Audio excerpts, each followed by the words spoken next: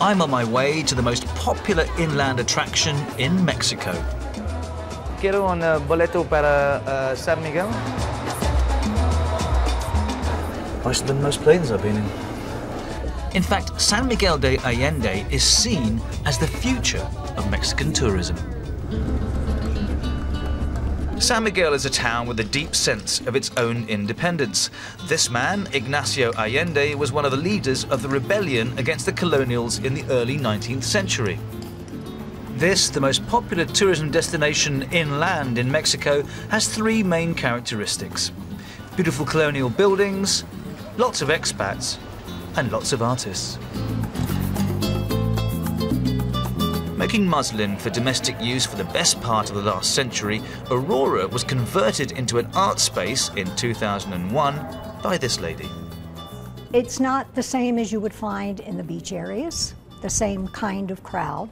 You get the crowd that's more devoted to the arts, the music. We have ex-writers, artists, ex-musicians from their old life. They come here and they carry on. Established and younger artists thrive in Aurora's unique ambience.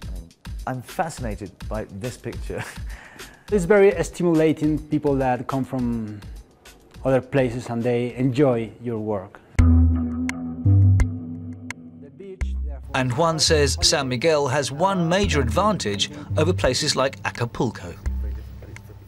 It's not so easy that just a gangster came here and get inserted in the social community as a new businessman, for example, no? So in that terms, the San Miguel Allende is still a small town with a middle class. A middle class largely made up of some highly qualified expats, devoting their later years to art and the 100+ charities that work out of San Miguel. Sometimes it feels like every other voice you hear is from North America.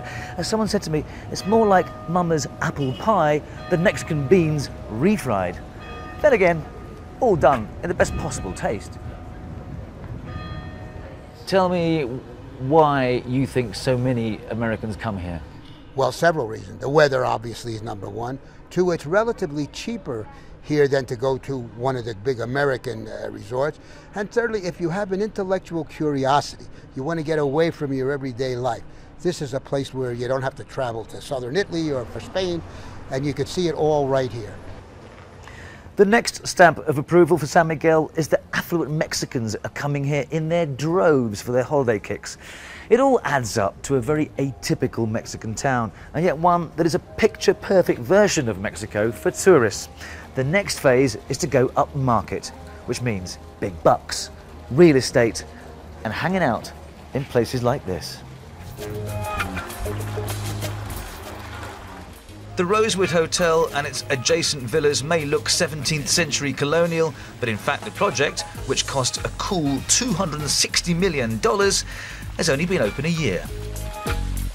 You know, there's a tradition in our main square, and is that single men would just walk clockwise around the square, and single women would just walk counterclockwise. And that's a way to show that, you know, they're looking for a couple. The manager insists the hotel is very much integrated into the local community. Although it looks like a bigger building, like compared to the small houses you can see in San Miguel, we only have 67 rooms. A lot of locals and visitors just gather in the terrace to enjoy the beautiful view and the beautiful sunset in San Miguel de Allende and see how all the lights turn on at night.